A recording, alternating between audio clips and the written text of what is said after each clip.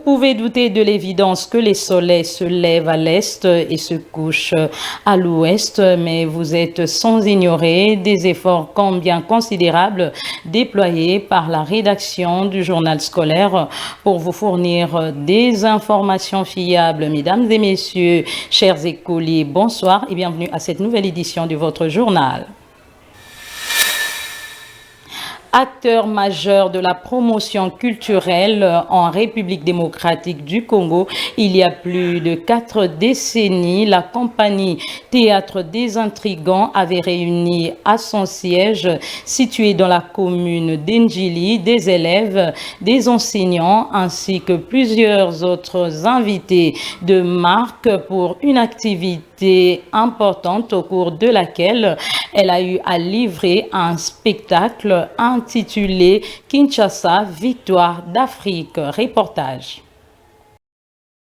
Bien plus qu'un simple moyen de divertissement, la compagnie Théâtre des Intrigants s'impose depuis plus de 40 ans comme un acteur fondamental et utile au sein de la société, acteur majeur de la promotion culturelle en Afrique en général et en République démocratique du Congo en particulier. Cette compagnie a fait du théâtre un véritable outil d'éducation, des formations et des transformations sociales. Le Congo a besoin de connaître son passé pour mieux construire son avenir. Devant un large public réuni à son siège situé dans la commune d'Endjili, composé d'élèves, d'enseignants ainsi que de nombreux invités, la compagnie Théâtre des Intrigants a présenté une pièce intitulée Kinshasa, Histoire d'Afrique. C'est à l'occasion de la Journée internationale du théâtre vendredi, le 27 mars 2026. Cette représentation visait à rappeler les conquêtes de la force publique,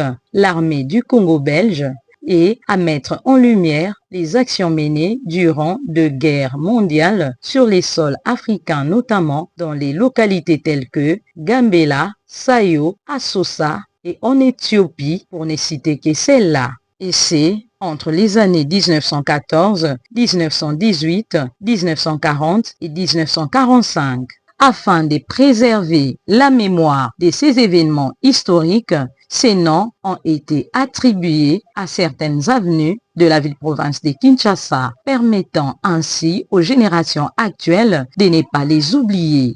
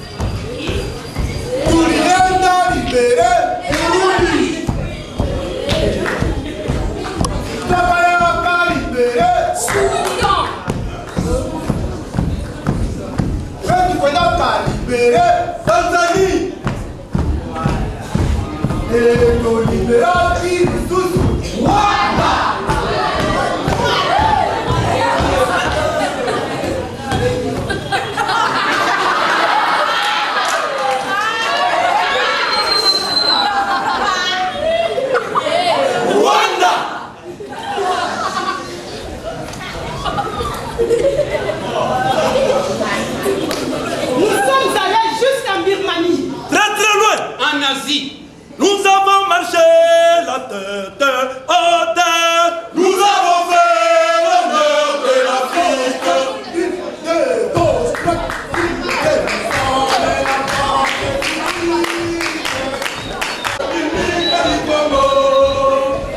Nous sommes la force publique, la force publique du Congo. Nous sommes la force publique.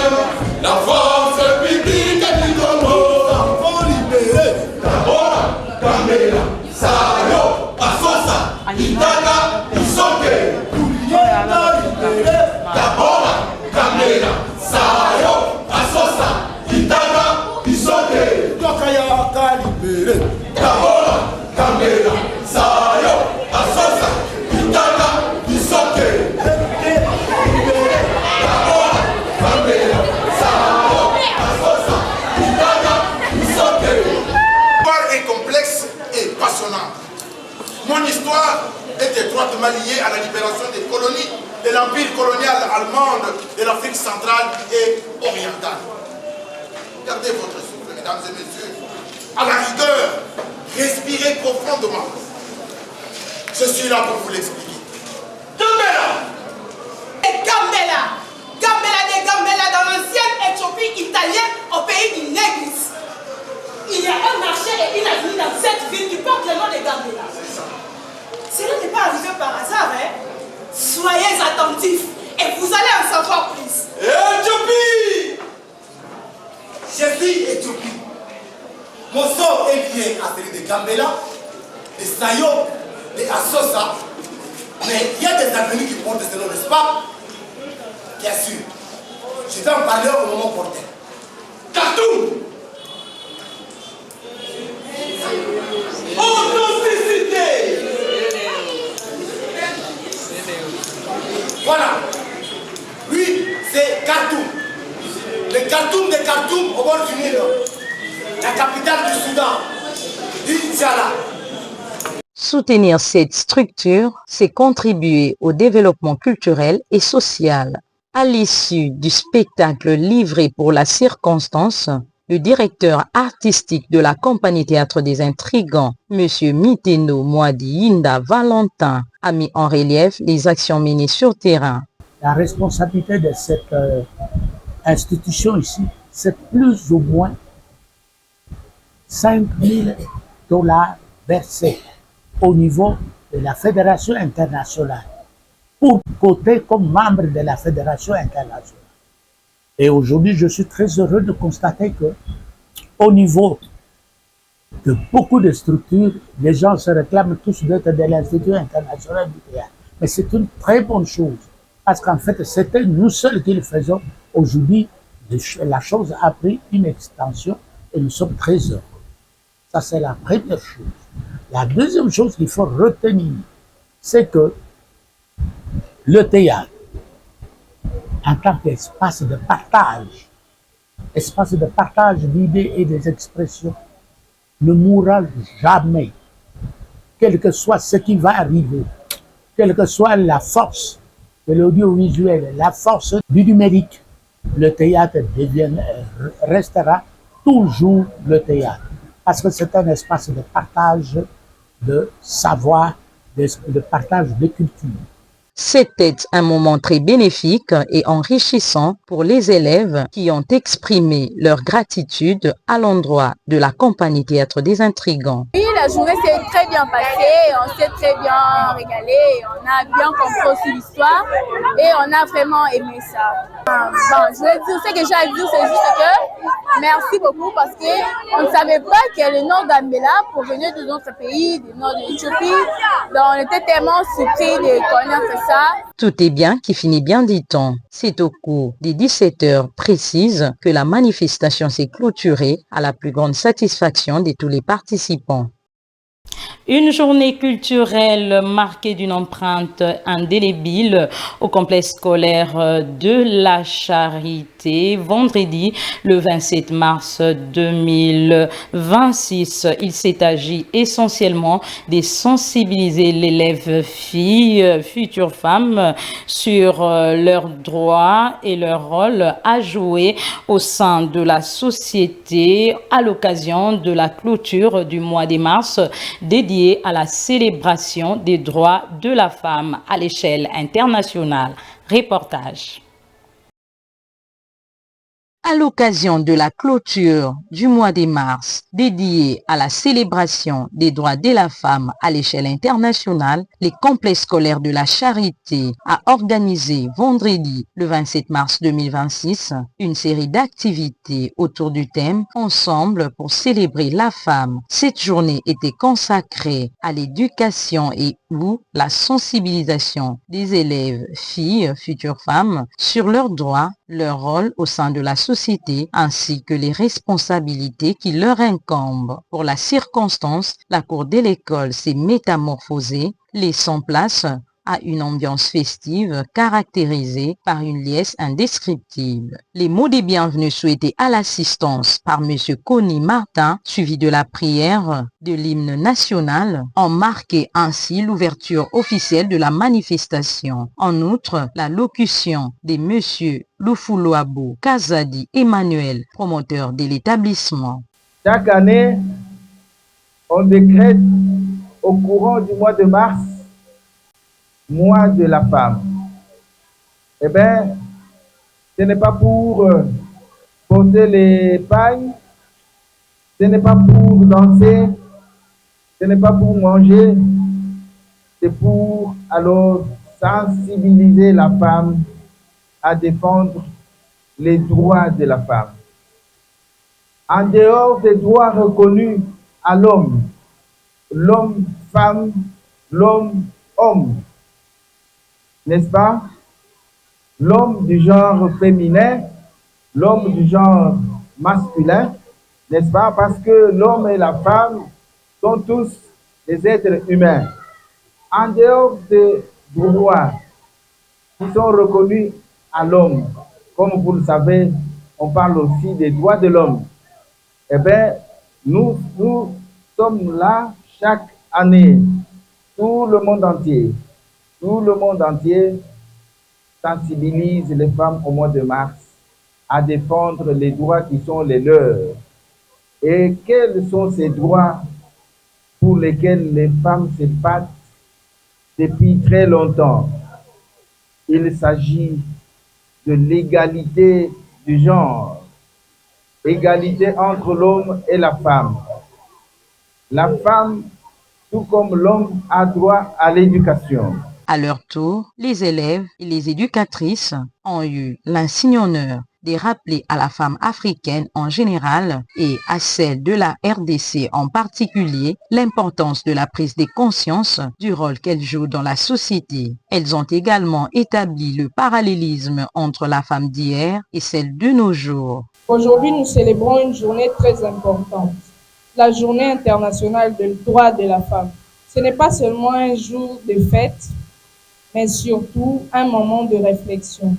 Une réflexion sur le courage des femmes qui ont depuis longtemps se battent pour l'égalité, la justice et le respect.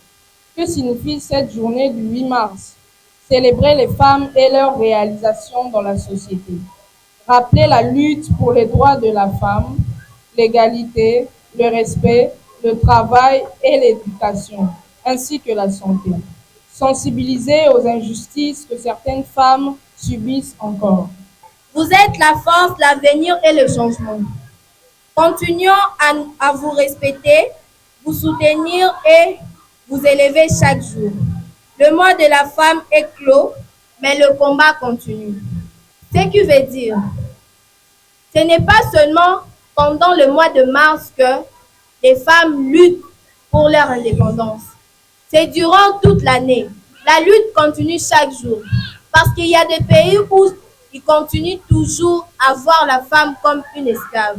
Il y a des pays où la femme n'est pas indépendante. Il y a des pays où la femme n'a toujours pas le droit de se scolariser ou bien de faire son choix de vie. Mais cette lutte n'est pas seulement pour le mois de la femme ou pour la journée du 8 mars. Cette lutte est pour chaque jour. Ensemble, nous pourrons enfin donner de l'indépendance à toutes ces femmes qui jusqu'à présent sont encore esclaves. Dans une atmosphère empreinte de joie, diverses prestations culturelles étaient au programme du jour, entre autres les récitals des poèmes, les pas des danses, les défilés. Quant à M. Kalamba Sylvain, préfet des études et chef d'établissement, il a été jugé opportun de revenir sur la quintessence des assises avant de porter au nu les différentes spécificités pédagogiques de son école. L'année scolaire 2025-2026 a commencé depuis le 2 septembre 2025. Et aujourd'hui, nous en sommes au 27e jour du mois de mars 2026, où nous clôturons le mois de mars avec les vacances et parlons du programme national Une école qui s'est dit, qui se dote un peu de bonne organisation, doit avoir déjà épuisé 75% de la matière. Tel est le cas de notre école. Premier semestre. Vous allez bien constater que l'école secondaire a déjà amorcé le deuxième semestre et s'attend à trois semaines de cours ainsi que la révision générale pour entamer les examens de fin de l'année. Le cas de l'école primaire, ils viennent de terminer les examens du deuxième trimestre et ça clôture avec le mois de mars. Ils pourront intervenir la fois prochaine pour le troisième trimestre dans les comptes. Vous allez remarquer ensemble avec moi, madame, que après le retour, il n'y aura que 2 semaines ou 3 semaines de cours. Et le reste, ça sera les formalités pour les durées d'année. C'est pour vous dire que nous sommes dans ces cadres-là et nous suivons le programme.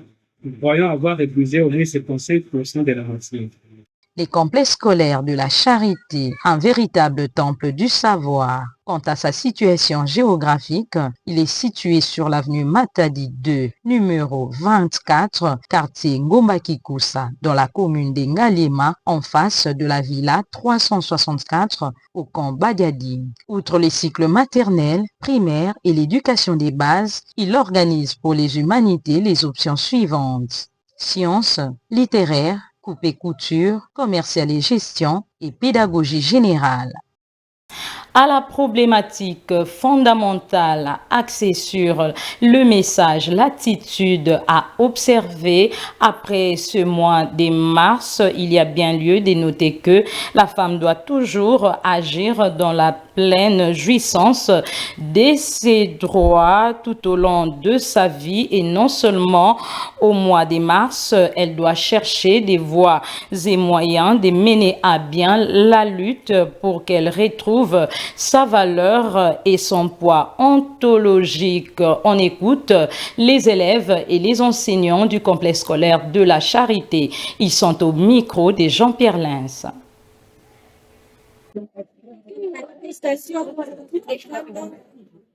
Comme on dit, c'est revenu pour aux femmes qui avaient lutté pour de meilleures conditions. Parce qu'avant, c'était tous rattrapés.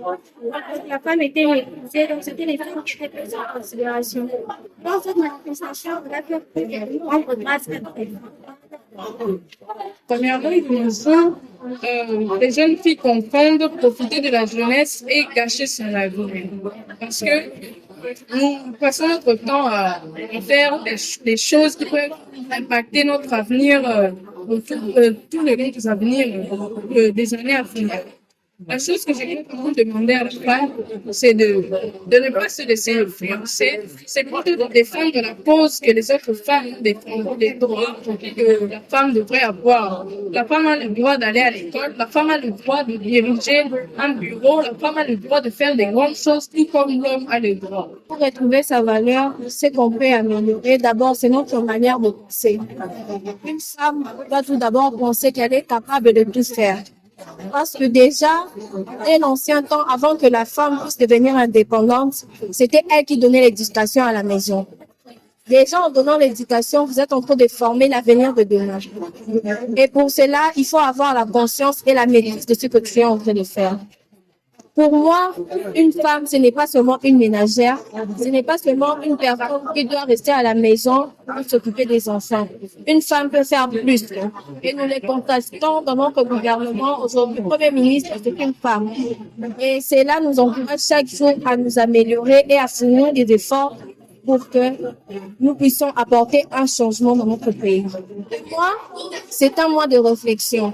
La femme doit se mettre en conscience que c'est seulement durant le mois de mars, mais c'est durant toute l'année, c'est durant chaque jour que nous devons nous battre pour lutter pour avoir l'indépendance totale.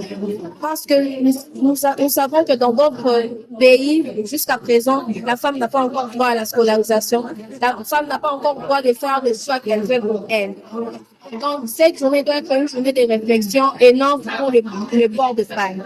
Je pense que à suivant certaines explications et certains exposés, je pense que nous étant grands, nous leur donner la chance pour qu'enfin nous puissions voir ensemble comment on peut aboutir à l'égalité et à fonctionner comme tel pour le développement de notre pays. Rendons-nous à présent à Brazzaville, en République du Congo, plus particulièrement à l'école moderne La Maïeutique, un véritable laboratoire expérimental de la pédagogie appliquée pour revivre en images la manifestation organisée le 21 mars dernier en faveur des élèves du niveau préscolaire à l'approche des vacances des Pâques suivantes. Les amis, nous allons faire la chasse aux œufs. Après chaque période d'activité scolaire intense, les élèves sont impérativement appelés à observer un congé des reconstitutions, principe sacro-saint à respecter scrupuleusement dans l'environnement éducatif pour un meilleur rendement escompté. Ainsi, mercredi, le 11 mars 2026, une journée culturelle a été organisée en faveur des élèves du niveau préscolaire de l'école moderne La Maïeutique, un véritable laboratoire expérimental de la pédagogie appliquée. Cette activité marquait le départ pour les congés du deuxième trimestre de l'exercice 2025-2026 avec la reprise des cours prévus pour mardi le 24 mars 2026. Les admirables élèves de l'école moderne La Maïeutique étaient dans une liesse indescriptible lors de cette fête dédiée aux œufs et au chocolat, symbole traditionnel de la célébration pascale présidée par le promoteur de l'établissement, M. Simon Pamba, inspecteur technicien chevronné de l'éducation nationale et spécialiste en didactique appliquée dans l'enseignement des sciences et des lettres, jouissant plus de 50 ans d'expérience en la matière.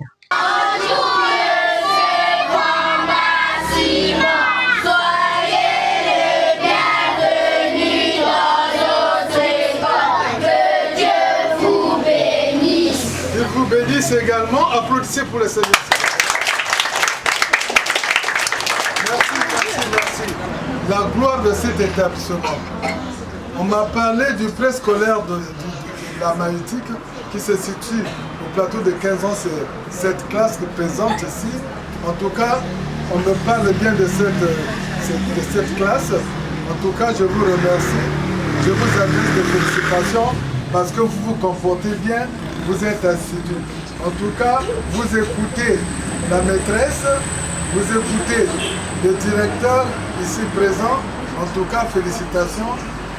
C'est pour cette raison que j'ai pensé qu'il fallait jubiler pour aller au 3e trimestre. Il fallait jubiler. Et nous profitons justement de la fête des œufs au chocolat pour justement vous remercier. Je profite de cette occasion. Applaudissez pour moi.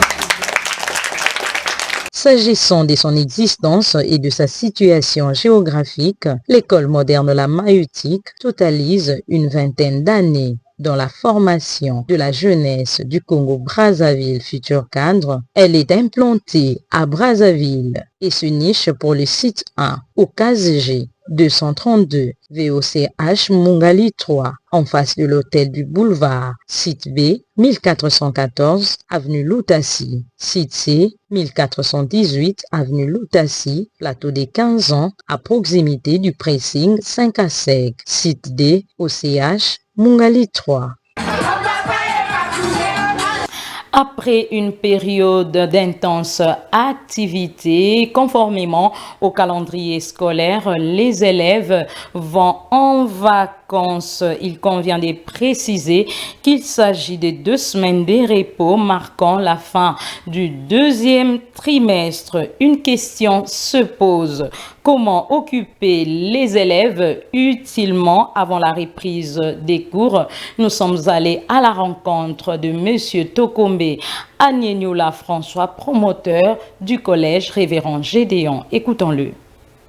Les enfants sont à la maison. D'ailleurs, c'est un milieu éducatif aussi, là où se trouve l'éducation de base. Cela veut dire que les enfants doivent s'occuper, accompagner aussi les parents à la maison pour quand même acquérir ce qu'il faut faire dans la vie à la maison. et ils ne doivent pas rester. Après les pratiques ici, l'enfant ne doit pas rester à la maison sans rien faire. Il doit accompagner les parents, relire les notes parce que nous avions donné le devoir des vacances, que les travaux des vacances que les enfants aussi doivent pratiquer à la maison. Et les parents ont ce rôle de les accompagner. Nous disons en latin « labor omnia vincit improbus ». Le travail acharné vient à bout de tout. Je crois que l'homme, en tant qu'homme, est né pour le travail. Il est vrai qu'il y ait un peu de repos, ça ne sera pas d'une manière à axifier les enfants, mais que les enfants ne soient pas dans l'oisiveté. Chaque science est comparée. Et alors, si nous comparons un peu notre façon de faire, notre façon d'utiliser l'enseignement dans notre pays, nous comptons les pays émergents et les pays développés. Par exemple, les Chinois, les enfants travaillent pendant les vacances pendant combien d'heures?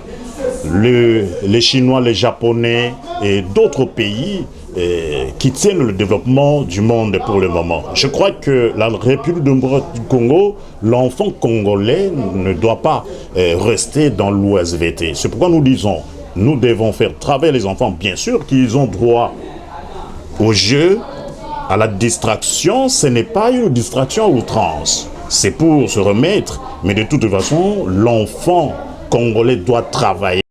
Curriculum pédagogique à l'occasion de la clôture du mois dédié aux droits de la femme.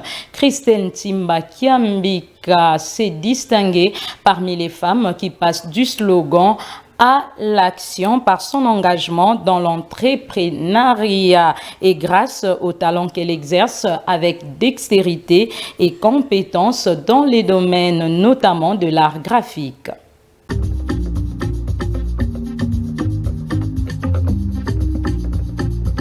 De toute évidence, la formation et les perfectionnements représentent le moyen privilégié d'exercice des principales fonctions de l'entreprise. C'est en effet un moyen créateur des potentiels d'action, des disponibilités au changement et aux adaptations des capacités d'innover. En vue de son épanouissement humain et social, Christelle Nsimba Kiambika, affectueusement appelée Kiams, porte l'insigne honneur d'être comblée d'un don particulier, celui d'exercer l'art graphique.